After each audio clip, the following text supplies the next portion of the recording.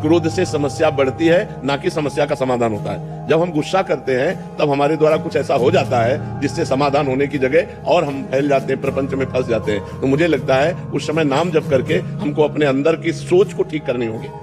तो हमें लगता है हम उस समय अपनी सोच को कंट्रोल कर सके, उसके लिए भगवान का भजन है।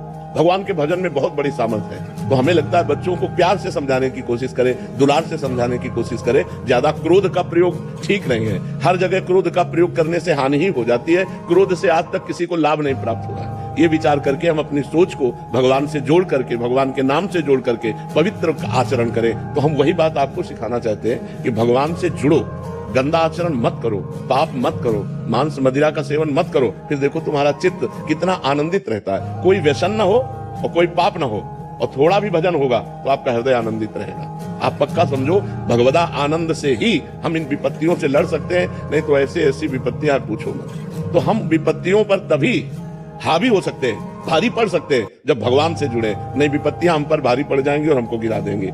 आदमी जब निर्णय नहीं कर पाता ना विपत्तियों में, तो छुट्टी जो कर लेते हैं ना, वो यही, जैसे हम रात्रि के लिए बिजली गई तो हम इन्वर्टर की व्यवस्था करते हैं, जनरेटर की व्यवस्था करते हैं कि हम अंधेरे से व्याकुल ना हो। ऐसे ही दुख आने वाला है, हम नाम जप करें, दान पुण्य करें, तीर्थ स्नान करें, तीर्थ याटन करें, जिससे हमारे पास पुण्य हो और मैं उस पुण्य बल से विपत्ति को पार कर जाऊं। सबसे बढ़िया बात है भगवान की शरण होना। हे नाथ, मैं आपका हूं, जैसा भी हूं पर आपका हूं।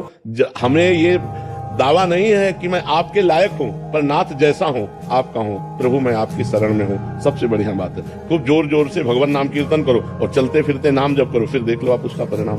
फिर आप खुद अनुभव करें, लेकिन लंबे समय तक। 2-4 दिन किया फिर पाप कर लिया, फिर 2-4 दिन किया पाप किया, वो बात नहीं है। पाप आचरण रोक करके लंबे समय तक करो तो तुम्हारे पाप नष्ट हो जाएंगे, सफलता हाथ लग जाएगी। अगर भगवान का नाम जप करो तो लोक परलोक सब जगह सुख प्राप्त होता है। जहां पाप नष्ट हुए तो सुख ही सुख घेर लेता है। और अगर भाई पाप कर्म करोगे तो पुण्य के प्रताप से ये मिल जरूर सकता है, लेकिन तुम्हारा नाश हो जाएगा, अंत में तुम्हारा नाश हो जाएगा।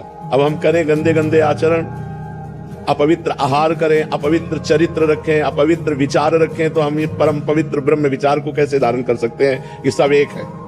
वो परमात्मा एक है, वही बहुत रूपों में को हम बहुत श्यामा, वही एक परमात्मा अपने को बहुत रूपों में प्रकट किए हुए। ये हम तब जान सकते हैं जब हम साधना के द्वारा अपने हृदय को निर्मल करें।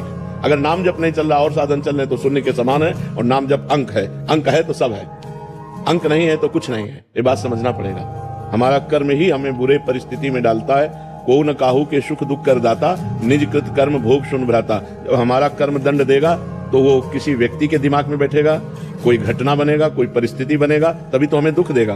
तो कोई व्यक्ति हमें दुख नहीं देता, हमारा कर्म उसकी बुद्धि में बैठकर हमको दंड दिलाता है। इसलिए हम किसी को बुरा ना कहें। यदि हमारे को दुख नहीं भोगना लिखा है तो तुम लाख उपाय कर लो, हमें दुख नहीं पहुंचेगा। और हमें सुख नहीं लिखा है तो हम लाख उपाय कर ले, हमें सुख नहीं मिलेगा। क्योंकि हमारे कर्म हमको दुख और सुख का भुगतान करवाते हैं। और जो विवेकवान भजन के द्वारा उन शुभ अशुभ को विध्वंस कर दे, वो आगे चलकर महासुख को प्राप्त होता है। मनमानी आचरण करोगे तो फिर कौन किसको दुख देता है? अपने अपना कर्म ही अपने को दुख देता है।